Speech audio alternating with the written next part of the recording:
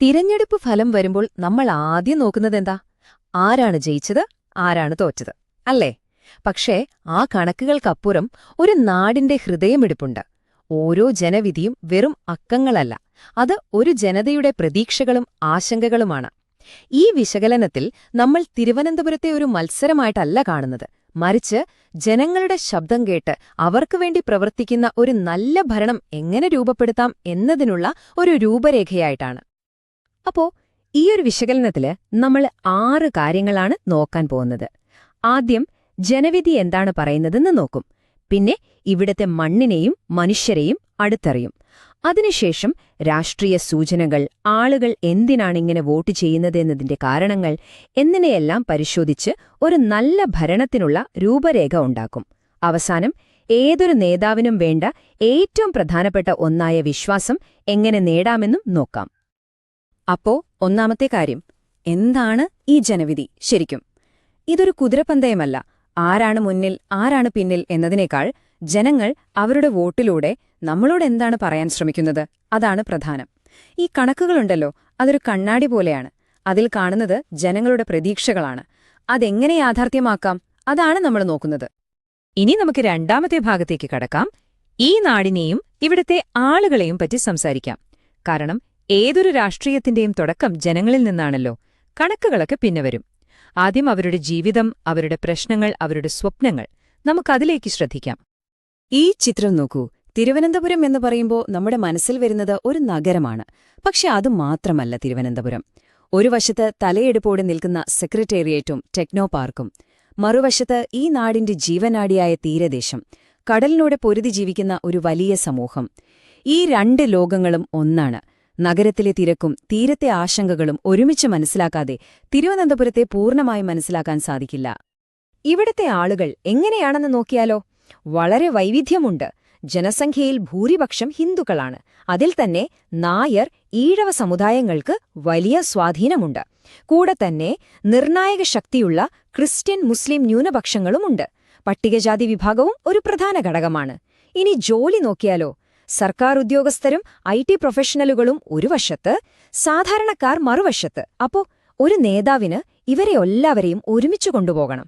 ഒരാളെ മാത്രം നോക്കിയാൽ കാര്യം നടക്കില്ല. പക്ഷേ ഈ ജാതിക്കും മതത്തിനും ജോലിക്കുമപ്പുറം എല്ലാവരെയും ഒരുപോലെ അലട്ടുന്ന ചില കാര്യങ്ങളുണ്ട്. ദാ ഈ വാചകം കേൾക്കൂ. ഭക്ഷ്യ ഇന്ധനവില കയറ്റവും നഗരങ്ങളിലെ തൊഴിലില്ലായ്മയും വോട്ടർമാരുടെ പ്രധാന ആശങ്കകളാണ്. ശരിയല്ലേ? ഒരു IT പ്രൊഫഷണലിന്റെ വീട്ടിലെ ബജറ്റിനെയും ഒരു മീൻപിടുത്തക്കാരന്റെ വരുമാനത്തെയും ഇത് ഒരുപോലെ ബാധിക്കും. അടുക്കളയിലെ ഈ പ്രശ്നമാണ് പലപ്പോഴും വോട്ടിംഗ് ബൂത്തിലും പ്രതിഫലിക്കുന്നത്. ഈയൊരു സാമ്പത്തിക സമ്മർദ്ദം മനസ്സിലാക്കാതെ ഒരു രാഷ്ട്രീയവും പൂർണ്ണമാവില്ല. ഓക്കെ, അപ്പൊ ജനങ്ങളുടെ ജീവിതം നമ്മൾ കണ്ടു. ഇനി അവർ തന്ന രാഷ്ട്രീയ സൂചനകൾ എന്താണെന്ന് നോക്കാം. 3-ാം ഭാഗത്തേക്ക് സ്വാഗതം. ഈ വോട്ടിംഗ് കണക്കുകൾ വെറും അക്കങ്ങളല്ല, അത് ജനങ്ങളുടെ ഇഷ്ടവും ചിലപ്പോൾ ദേഷ്യവും എല്ലാം ചേർന്നൊന്നാണ്. 2021 നിയമസഭാ തെരഞ്ഞെടുപ്പിലെ വോട്ട് ഷെയർ നോക്കിയാൽ കാര്യം വ്യക്തമാകും. LDFന് കിട്ടിയത് 38%, UDFന് 32.5%, BJPക്ക് 27.3%. ഇതിൽ നിന്ന് എന്താ മനസ്സിലാക്കേണ്ടത്? 1, ഇതൊരു കട്ട ത്രികോണ മത്സരമാണ്. ആർക്കും അങ്ങോട്ട് എളുപ്പമല്ല. 2, 40%-ൽ താഴെ വോട്ട് വെച്ച് ആർക്കും ഇവിടെ ആധിപത്യം സ്ഥാപിക്കാൻ പറ്റില്ല. മൂന്നാമത്തെ കാര്യം കുറച്ചുകൂടി ഗൗരവമുള്ളതാണ്. ജയിക്കുന്ന ആൾക്ക് പോലും മണ്ഡലത്തിലെ 60%-ലധികം ആളുകളുടെ പിന്തുണയില്ല. അതായത് ജനവിധി വിഭജിക്കപ്പെട്ടിരിക്കുകയാണ്. ഇനി കുറച്ച് പിന്നോട്ട് പോയി നോക്കാം. ഈ മണ്ഡലത്തിന് ഒരു പ്രത്യേക സ്വഭാവമുണ്ട്. ആർക്കും സ്ഥിരമായി ഒരു സീറ്റ് കൊടുക്കില്ല. ഈ ടൈം ലൈൻ കണ്ടോ? 1996 മുതൽ ഇങ്ങോട്ട് നോക്കിയാൽ LDFും UDFും മാറി മാറി വരുന്നത് കാണാം. ഇതിനെ നമ്മൾ അസ്ഥിരതയെന്ന് വിളിച്ചരുത്. ഇതൊരു സന്ദേശമാണ്. ഞങ്ങളുടെ പ്രതീക്ഷയ്ക്കത്ത് ഉയർന്നില്ലെങ്കിൽ അടുത്ത തവണ നിങ്ങൾ പുറത്താണ്. ഓരോ 5 വർഷവും ജനങ്ങൾ ഒരു റിപ്പോർട്ട് കാർഡ് തയ്യാറാക്കുന്നുണ്ട്. മാർക്ക് കുറഞ്ഞാൽ മാറ്റം ഉറപ്പ്. ഇങ്ങനെയൊക്കെ ആണെങ്കിലും വളരെ പോസിറ്റീവായ ഒരു കാര്യമുണ്ട്. വോട്ട് ചെയ്യാൻ വരുന്നവരുടെ എണ്ണം കൂടുന്നു. 2011 ഏകദേശം 60% 2021 65%. ഇത് വെറും ഒരു 5% വർധനവല്ല. ജനങ്ങൾ സംസാരിക്കാൻ ആഗ്രഹിക്കുന്നു എന്നതിന്റെ തെളിവാണിത്. നമ്മുടെ ഭരണഘടന ഓരോ പൗരനും നൽകുന്ന ഏറ്റവും വലിയ ശക്തിയാണല്ലോ വോട്ടവകാശം. ആ ശക്തി അവർ ഉത്തരവാദിത്തത്തോടെ ഉപയോഗിക്കുന്നു. ഇത് നേതാക്കൾക്കുള്ളൊരു ഓർമ്മപ്പെടുത്തലാണ്. ഞങ്ങളെ കേൾക്കണം, ഞങ്ങളെ കണ്ടില്ലെന്ന് നടിക്കരുത്. അപ്പോൾ നാലാമത്തെ ചോദ്യത്തിലേക്ക് വരാം. എന്തുകൊണ്ടാണ് ആളുകൾ ഇങ്ങനെ വോട്ട് ചെയ്യുന്നത്? കണക്കുകൾ നമ്മൾ കണ്ടു, പക്ഷെ അതിന് പിന്നിലെ കാരണങ്ങൾ എന്തൊക്കെയാണ്? ഈ തീരുമാനങ്ങളെ സ്വാധീനിക്കുന്ന ആഴത്തിലുള്ള പ്രശ്നങ്ങൾ എന്തൊക്കെയാണ്? 4 പ്രധാന കാര്യങ്ങളാണ് വോട്ടർമാരെ സ്വാധീനിക്കുന്നത്. 1. ജാതിയുടെ സ്വാധീനം കുറയുന്നു. പണ്ടത്തെ പോലെ വോട്ട് ബാങ്കുകൾ ഉറപ്പിച്ചു പറയാൻ പറ്റില്ല. പ്രത്യേകിച്ച് OBC നായർ വോട്ടുകൾ ആർക്കും സ്വന്തമല്ല. 2. വിലക്കയറ്റം. ഇതെല്ലാവരുടെയും പ്രശ്നമാണ്. 3. ഗൾഫിൽ നിന്ന് തിരികെ വരുന്ന ചെറുപ്പക്കാരുടെ അവസ്ഥ. അവർക്കിവിടെ ജോലിയോ മറ്റ് അവസരങ്ങളോ ഇല്ല. ഇത് കുടുംബങ്ങളിൽ വലിയ സമ്മർദ്ദമുണ്ടാക്കുന്നു. 4ാമത്തെ കാര്യം വളരെ പ്രധാനമാണ്: ക്ഷേമപ്രവർത്തനങ്ങളോടുള്ള മടുപ്പ്. കിറ്റും പെൻഷനുമൊക്കെ നല്ലത് തന്നെ, പക്ഷെ അതുകൊണ്ട് മാത്രം കാര്യമില്ല. നല്ല റോഡ്, നല്ല ജോലി, നല്ല സൗകര്യങ്ങൾ, കണ്ണിനു മുന്നിൽ കാണുന്ന വികസനമാണ് ആളുകൾക്ക് വേണ്ടത്. ഈയൊരു സാഹചര്യത്തിൽ 2 പ്രധാന മുന്നണികളും എവിടെ നിൽക്കുന്നുവെന്ന് നോക്കാം. ഭരണത്തിലുള്ള LDFന് അധികാരത്തിലിരിക്കുന്നതുകൊണ്ട് പദ്ധതികൾ കൊണ്ടുവരാൻ എളുപ്പമാണ്. താഴെത്തട്ടിൽ നല്ല ബന്ധങ്ങളുണ്ട്. പക്ഷേ നേതാക്കൾ പാർട്ടി മാറുന്നത് പോലെയുള്ള കാര്യങ്ങൾ അവരുടെ ഇമേജിനെ ബാധിക്കുന്നു. ഇനി പ്രതിപക്ഷമായ UDF നോക്കിയാൽ അവർക്ക് നല്ലൊരു പാർട്ടി മെഷീനറിയുണ്ട്. പക്ഷേ BJP അവരുടെ വോട്ട് ബാങ്കിൽ വിള്ളലുണ്ടാക്കുന്നുണ്ട്. പോയ വോട്ടർമാരെ തിരികെ കൊണ്ടുവരിക എന്നത് വലിയൊരു ടാസ്ക്കാണ്. ചുരുക്കി പറഞ്ഞാൽ 2 കൂട്ടരും ഒരേപോലെ വെല്ലുവിളികൾ നേരിടുന്നുണ്ട്. അപ്പോ നമ്മൾ എങ്ങോട്ടായി പോകുന്നത്? ജനവിധി വിഭജിക്കപ്പെട്ടിരിക്കുന്നു. ജനങ്ങളുടെ പ്രശ്നങ്ങൾക്ക് ഒരവസാനവുമില്ല. ഇങ്ങനെയൊരവസ്ഥയിൽ ഒരു നേതാവ് എവിടെ നിന്നാണ് തുടങ്ങേണ്ടത്? പ്രശ്നങ്ങളുടെ ഒരു മല തന്നെ മുന്നിലുണ്ട്. പക്ഷെ പരിഹാരം എവിടെയാണ്? എവിടെയാണ് മാറ്റത്തിനുള്ളൊരു വഴി തുറന്നു കിടക്കുന്നത്? 5ാം ഭാഗം. നമുക്കിനി പരിഹാരങ്ങളെക്കുറിച്ച് സംസാരിക്കാം. പ്രശ്നങ്ങൾ പറയാൻ എളുപ്പമാണ്, പക്ഷെ പ്രായോഗികമായ പരിഹാരങ്ങൾ കണ്ടെത്താനാണ് പ്രയാസം. ഇവിടെ നമ്മൾ നോക്കുന്നത് വെറും വാഗ്ദാനങ്ങളല്ല, മറിച്ച് ജനങ്ങൾക്ക് നേരിട്ട് ഗുണം കിട്ടുന്ന, അവരുടെ വിശ്വാസം നേടിയെടുക്കാൻ പറ്റുന്നൊരു പ്ലാനാണ്. ഈ ആശയത്തെ നമുക്ക് ഗവേണൻസ് ROI അഥവാ ഭരണത്തിലെ നിക്ഷേപത്തിന്മേലുള്ള വരുമാനം എന്ന് വിളിക്കാം.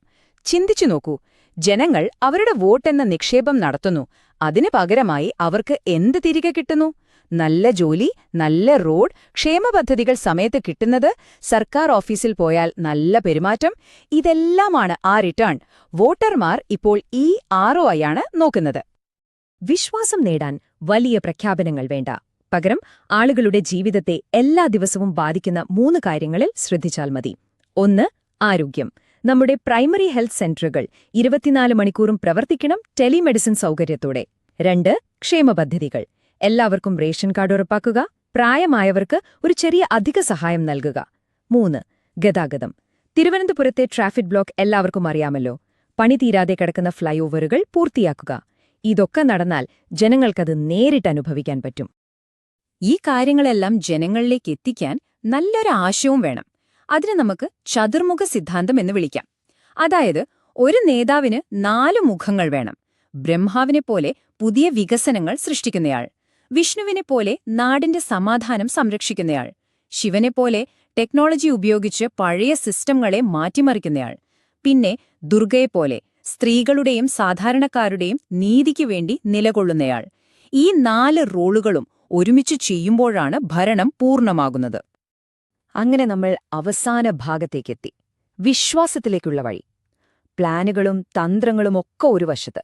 പക്ഷെ ജനങ്ങളുടെ മനസ്സിൽ ഒരു സ്ഥാനം നേടാൻ, അവരുടെ വിശ്വാസം ആർജിക്കാൻ ശരിക്കും എന്താണ് വേണ്ടത്? അതാണല്ലോ ഏതൊരു ഭരണാധികാരിയുടെയും യഥാർത്ഥ വിജയം. ജനങ്ങളെ സേവിക്കാൻ ആഗ്രഹിക്കുന്ന ഒരു നേതാവ് 4 കാര്യങ്ങൾ എപ്പോഴും ഓർക്കണം. 1. ജനങ്ങളെ കേൾക്കുക. അവരുടെ പരാതികളാണ് നിങ്ങളുടെ റോഡ് മാപ്പ്. 2. കണക്കുകൾക്കപ്പുറം മനുഷ്യരെ കാണുക. ഓരോ ശതമാനവും ഒരു കൂട്ടം ആളുകളുടെ പ്രതീക്ഷയാണ്. 3. പറയുന്ന കാര്യങ്ങൾ ചെയ്തു കാണിക്കുക. ഫലം കയ്യിൽ കിട്ടണം. 4ാമത്തേതും ഏറ്റവും പ്രധാനപ്പെട്ടതും വിശ്വാസമാണ് ഏറ്റവും വലിയ കറൻസി. അത് സത്യസന്ധത കൊണ്ടും സ്ഥിരത കൊണ്ടുമേ നേടാനാവൂ. ഈ വിശ്വാസം നിലനിർത്താൻ ജനങ്ങളുടെ സ്വകാര്യതയെ മാനിച്ചേ മതിയാവൂ. ഇന്ത്യയുടെ പുതിയ ഡേറ്റാ സംരക്ഷണ നിയമം പറയുന്നതിതാണ്: ആളുകളുടെ വിവരങ്ങൾ അവരുടെ സമ്മതത്തോടെ അവർക്കറിയാവുന്ന കാര്യങ്ങൾക്കു വേണ്ടി മാത്രമേ ഉപയോഗിക്കാവൂ. അത് പരമപ്രധാനമാണ്.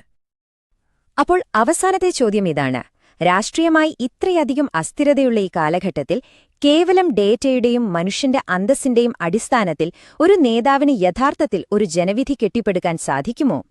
ഇതിന്റെ ഉത്തരം നൽകേണ്ടത് നേതാക്കന്മാരും അവസാനം നമ്മൾ ഓരോരുത്തരുമാണ്.